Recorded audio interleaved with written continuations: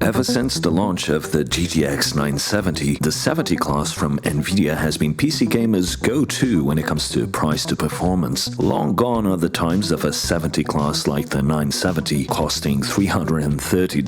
Videocards.com has published in an article that the 4070 will be costing $600. At $600, should you buy it? As it turns out, the 4070 might not be as terrible a deal as it looks at first glance, but there's more to it than meets the eye.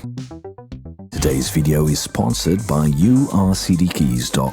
If you buy a retail Windows 10 key, you could spend $100 or more. But if you buy an OEM key from Urcdkeys.com, a Windows 10 Pro key will cost you only $15 when you use the coupon code C25. The keys work globally, and you can even get a free upgrade from Microsoft to Windows 11 if you wish. After you've made your purchase, you will find your key in your purchased orders in the Urcdkeys website. Click on Get Keys and copy the key. Then in Windows, click on Start and type Activate, and then on Activation Settings. Then click Change Product Key, pasting the key you just purchased, and click Next. That's it. Your copy of Windows is now activated. If you want Office 2021 Professional, you can use the same C25 discount code and get it for just $60. Urcdkeys is also having a spring sale with some cool, affordable mechanical keyboards, gaming mice, and even chairs. A big thanks to Urcdkeys.com for sponsoring today's video. Check the links in the video description to get your cheap OEM Windows keys today. Looking at the leaked specs, and this is assuming video cards numbers are correct, we see that the 4070 has 5,888 CUDA cores, which is the same as its predecessor, the 3070. They both share the same number of TMUs and ROPs, but the 4070 has 12GB of G6X on a 192-bit bus, while the 3070 had only 8GB of non-6X memory on a 256-bit bus. Perhaps more important is the fact that the 4070 has 36MB of L2 cache, a massive increase compared to the 3070, which had a mere 4MB. The 3070 was $499, so $500, and the 4070 is supposedly coming out at $600, so $100 more expensive. So the first potential problem here is the memory interface. At 192-bit, the card might become bottlenecked at 4K, even though it has a higher theoretical maximum bandwidth than the 3070.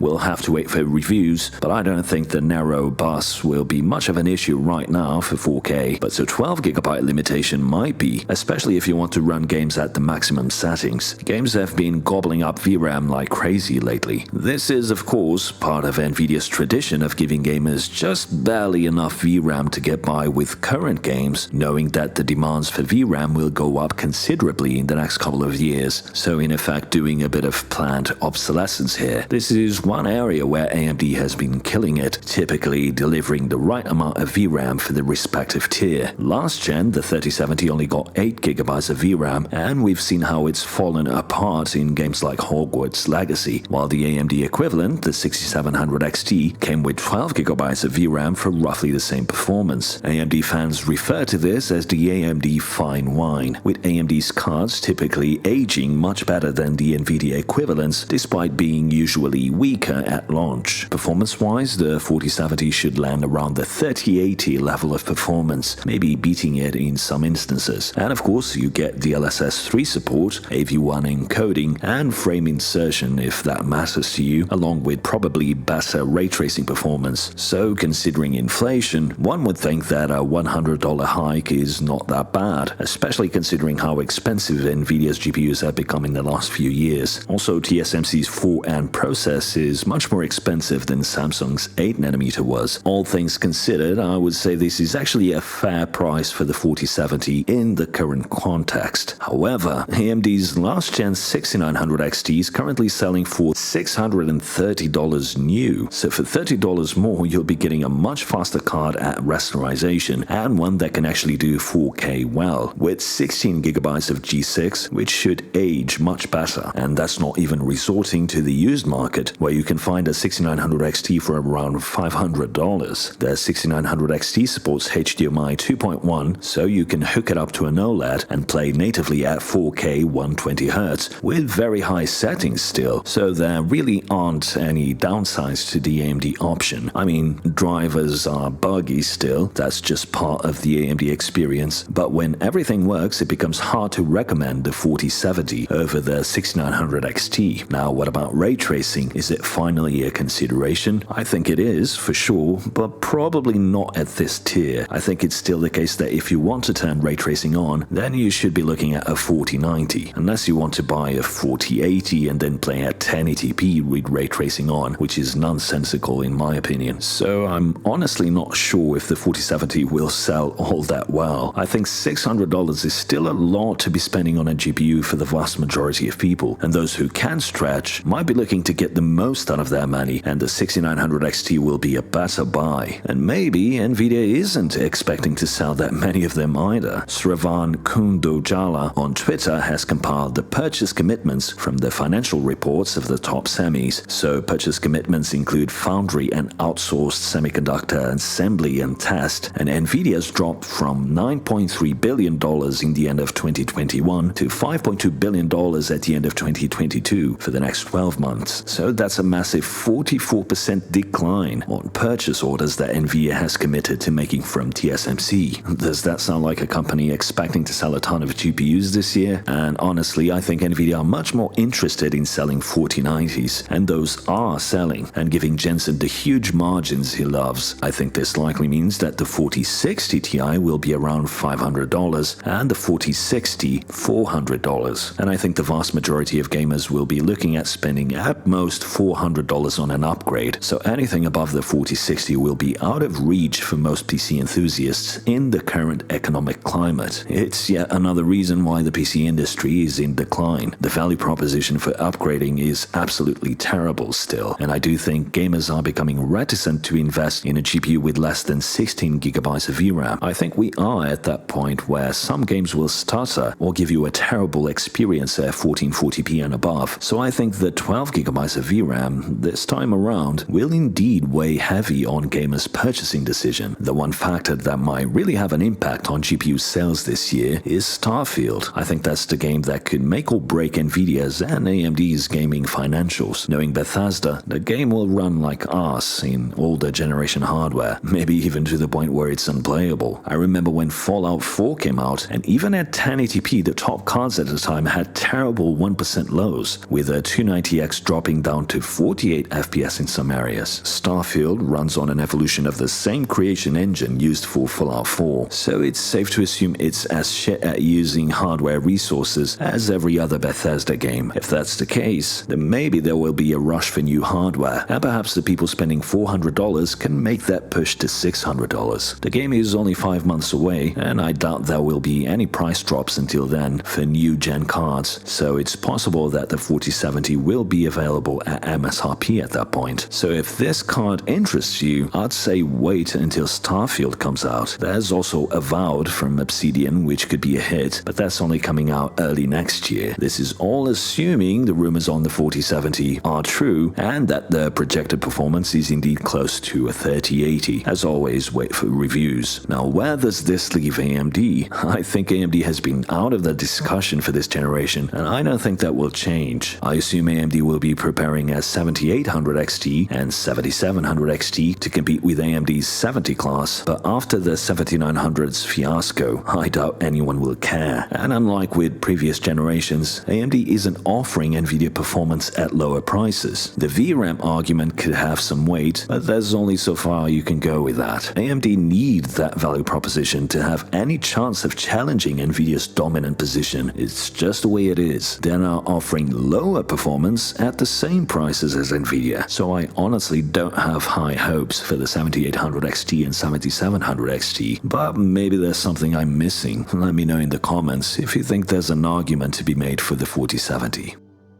This video was made possible by my awesome patrons. By supporting my channel on Patreon, you will gain access to the Cortex Discord server, where you can talk to me directly and join a welcoming community of tech enthusiasts. If you can't contribute at this time, then give this video a like and share it, as that really helps. Thanks for watching, and until the next one.